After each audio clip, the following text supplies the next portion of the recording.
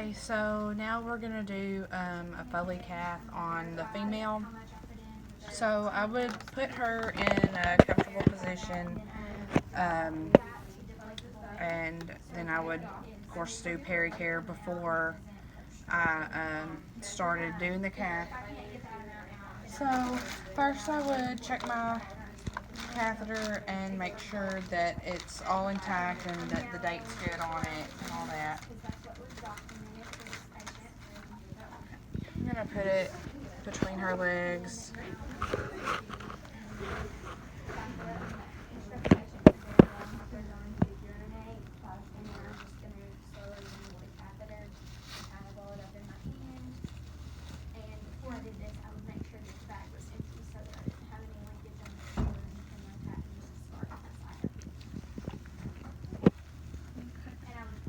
I'm gonna pull these sterile gloves out.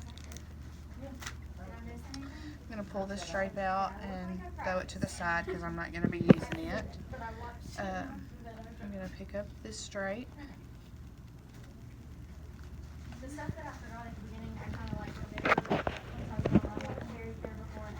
going to fold it like this and not hold it over my sterile field there.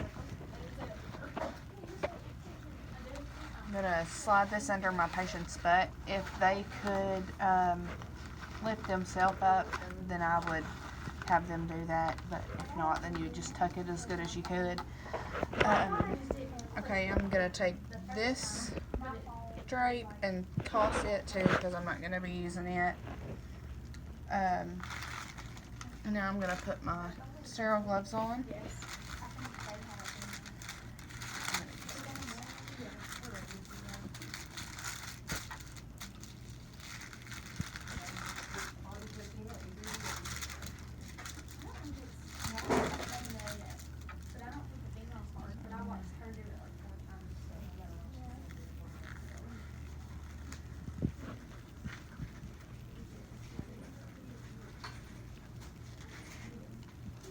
Well, actually, she has to finish her email.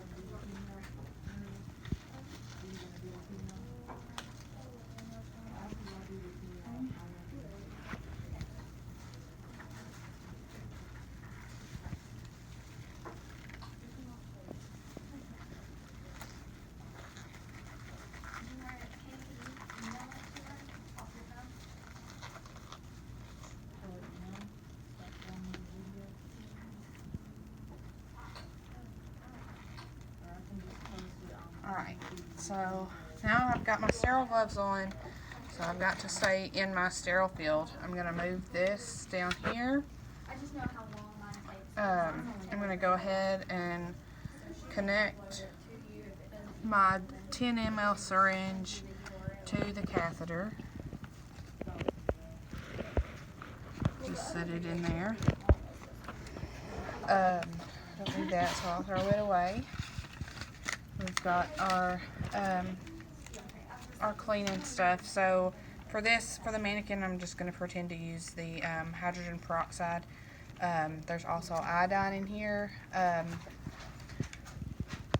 Iodine's usually better to use, but some people are allergic, so you want to make sure that they have no allergies before you use either one. So I would tear this open and pour it over my cotton balls and throw it away. And then I would take my lube and I would open it and just set it down right here. Okay. Then I'm going to take my catheter out of the plastic slowly so it doesn't flop or anything. Throw that away. And then I would stick the tip of the catheter down into the lube and just let it sit there.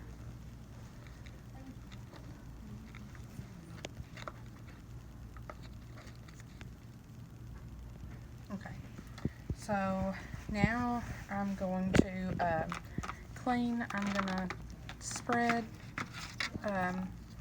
the labia open. This is now my dirty hand, and I'm going to clean with my clean hand. So I'm going to clean from the top to the bottom, the outside, and then not crossing my sterile field, throw it away. I'll clean the other side, throw it away. I'll clean the side of the inside and throw it away. And I would clean the other side of the inside and throw it away. And then I would clean straight down the middle. Okay.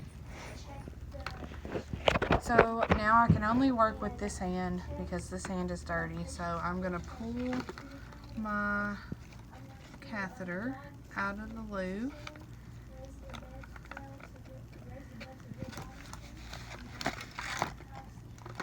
And I'm going to insert. I'm going to keep pushing it in until I get urine. Before I insert it, I would have the patient bear down like they were urinating, and then once I insert it, have them take a deep breath so that it would be easier to get in. Okay, so once I've hit urine, I would hold it so that it doesn't come out with this hand, and then inflate my balloon.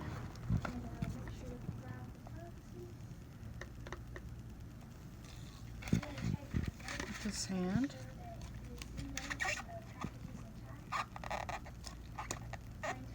Okay, and then you would make sure that the catheter was secure,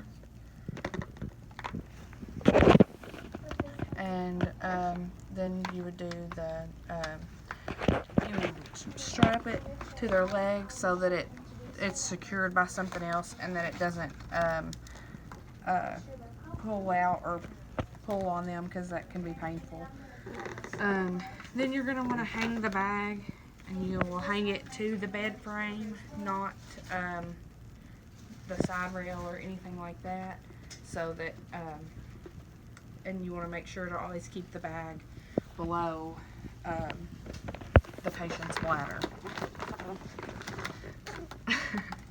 Okay, so then after I was done with that, I would do pericare one more time and clean it up.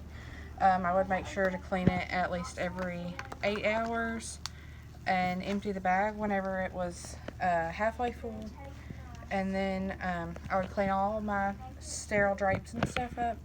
And then to remove the catheter, I would first clamp it so that the urine didn't backflow back into the bladder from the bag. I would make sure that the bag was empty, and then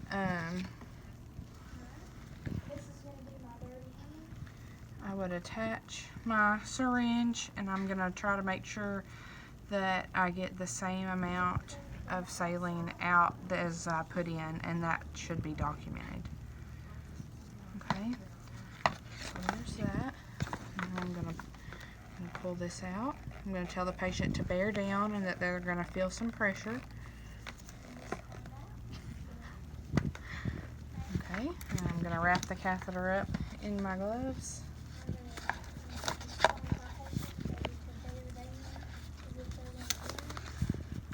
Okay, and then I would throw all this away, and I would do pericare one more time